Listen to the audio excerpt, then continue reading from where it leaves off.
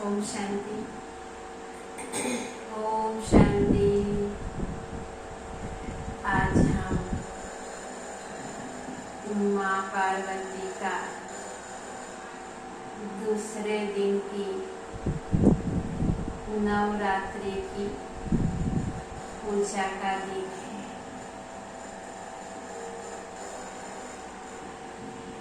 जैसे हमने पहले दिन माँ पार्वती का स्वरूप की पूजा अर्चना की, आज उनका ही दूसरा स्वरूप अर्थात माँ दुर्गा का भी दूसरा स्वरूप बाल ब्रह्मचारिणी के रूप में हम आज माँ को याद कर रहे हैं।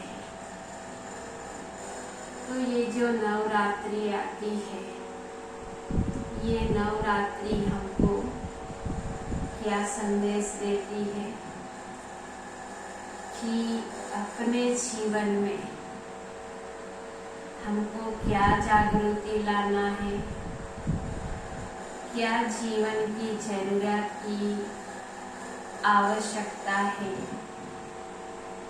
जागरण का अर्थ ही है हमारे अपने खुद के जीवन में जागृति लाना। और इसीलिए परमात्मा शिव को सर्वशक्तिवान कहते हैं। तो जैसे परमात्मा सर्वशक्तिवान है, ऐसे इन शिव शक्तियों को भी अर्थात देवियों को शिव की शक्तियाँ कहते हैं। शिव की शक्तियाँ क्यों कहते हैं? क्योंकि इन्होंने जो शिव के अंदर शक्ति थी, सर्व शक्तियाँ थी, उन शक्तियों को अपने जीवन में अनुसरण किया। कैसे अनुसरण करती है, आइए हम जानते हैं बाल ब्रह्मचारिणी माँ से। ब्रह्मा का शब्द पहले आता है। ब्रह्मचारिणी का अर्थ ये है कि ब्रह्मा मीन्स तपस्या। तो जो व्यक्ति अर्थात जो आत्मा अपने जीवन को ही तपस्यामय बना देता है, अर्थात ब्रह्मा जी ने जो अनुसरण किया वो इस देवी ने भी अपने जीवन में अनुसरण किया। ब्रह्मचारिणी का अर्थ ये भी है कि जैसे वो किशोरी अवस्था दिखाई है, किशोरी अवस्था में ही इन्होंने अपने अंदर तपस्या का बल जमा करने का या तो तपस्वी मूर्त बनने का अर्थात खुद का जीवन ही तपस्यामय बना दिया। और इसके लिए जो ब्रह्मा ने अनुसरण किया, ब्रह्मचारिणी का ये भी अर्थ होता है कि ब्रह्मा के जीवन में जो घटित जो भी बातें थी वो इन देवियों ने, इस देवी ने अपने जीवन में अर्थात आचरण में लाया, इसलिए भी ब्रह्मचारिणी कहलाती है। तो ब्रह्मचारिणी का जो जीवन था वो किशोरी अवस्था का था। और इसलिए ये नवरात्र हमको ये भी संदेश देता है कि जैसे कोई जगह पे कहाँ पर ये देखने में मिलता है कि जैसे बाल विवाह की प्रथा है, तो हम लोगों को ये भी देखना है कि हमको बाल विवाह को सपोर्ट नहीं करना है। नवरात्र ये भी संदेश देता है। दूसरी बात ये भी हमको देखना है कि हमने पहले ये भी संकल्प लिया कि हमको भ्रूण हत्या नहीं करनी है, आजकल के जमाने के अंदर, संसार के अंदर जो विकृति बढ़ी है, क्योंकि हमने प्राचीन संसार को देखा है। प्राचीन काल के अंदर इतनी महानता और सभ्यता थी कि जहाँ पर जैसे ही अनुसरण होता था वैसे सबसे पहले लक्ष्मी जी को महानता दी गई है, अर्थात पहले नारी का मान सम्मान है।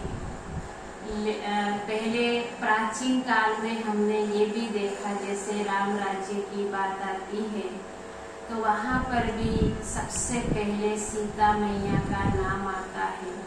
राम जी का नाम लेते हैं, लेकिन राम जी का नाम लेने से पहले राम से पहले सिया राम कहते हैं। तो यानी कहने का भाव है, मनुष्य जीवन के अंदर या संसार के अंदर सबसे पहले नारी का उत्थान होना जरूरी है, नारी का मान सम्मान होना जरूरी है। और इसीलिए ये नवरात्र के अंदर ये भी हमको संदेश मिलता है या देखने को मिलता है कि सबसे पहले नवरात्र के अंदर कन्याओं की पूजा होती है। ये यही दर्शाता है कि कन्या का सम्मान होना चाहिए। आजकल ऐसा माहौल नहीं देखने मिलता है, क्योंकि जैसे ही मध्यकाल आया तो नारी की सम्मान या जो सम्मान था वो खत्म होके उसको पीछे रखा गया। और जिसके वजह से क्या है कि मध्यकाल के हमने ये भी देखा कि नारी को सम्मान खत्म होकर के आज हम इस संसार में देखते हैं कि कली युग में नारी का मान सम्मान खत्म हो गया है। अगर ऐसा ही चलता रहा तो इसे बाल ब्रह्मचारिणी माँ कहते हैं, दुर्गा माँ कहते हैं, सरस्वती माँ कहते हैं। तो इनसे जो हमको वरदान मिलना चाहिए, क्योंकि ये सारी बातें हम इसलिए करते हैं। मंदिर वाली माँ भी है, घर में भी माँ है और अनेक माताएं हैं। भारत को भी माँ कहते हैं। माँ की जो तुलना आती है, तो जहाँ तक माँ का सम्मान बढ़ना चाहिए, इसीलिए परमात्मा इस सृष्टि पर जब आते हैं तो भारत की माताओं, भारत की बहनों को, माताओं को उनको ज्ञान का कलश देकर, जो बुद्धि रूपी कलश है, उस बुद्धि रूपी कलश को ज्ञान से भरपूर कर देते हैं और ज्ञान का कलश दे करके उन्हीं माता बहनों का सम्मान बढ़ा देते हैं।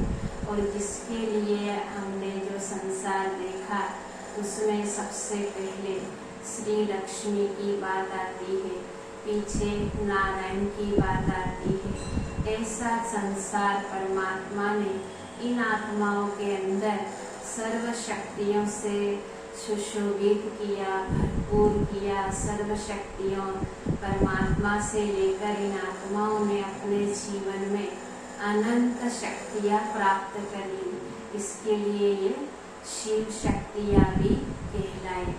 दूसरी बात ये भी हमको जानना है कि माँ पार्वती अर्थात शिवरार ब्रह्मचारी को उमा पार्वती भी कहते हैं, क्योंकि उन्होंने अपने जीवन में दिव्यता धारण कर ली। और इतनी दिव्यता धारण कर ली क्योंकि माँ बाल ब्रह्मचारी को एक हाथ में माला दिखाई है और दूसरे हाथ में कमंडल दिखाया है। तो कमंडल किसका प्रतीक है? कमंडल का अर्थ होता है श्रेष्ठता प्राप्त करने का, प्रेरणा देने वाली माँ, इसलिए कमंडल दिखाया है।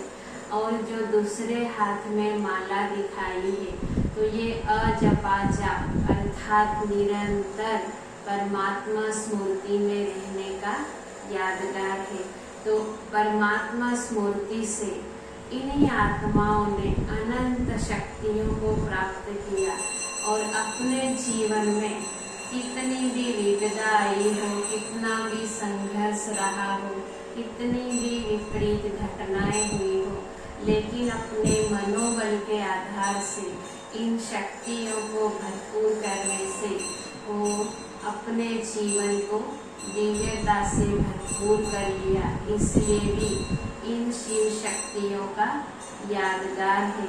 इसलिए हम नवरात्र में शिव शक्तियाँ कहते हैं। इस शिव से शक्ति लेकर के ये देवियाँ बने हैं। आज हम इन 2 शब्दों को यही विराम देते हैं। फिर आगे का एपिसोड में हम दूसरी बात देखेंगे। अच्छा, ओम शांति।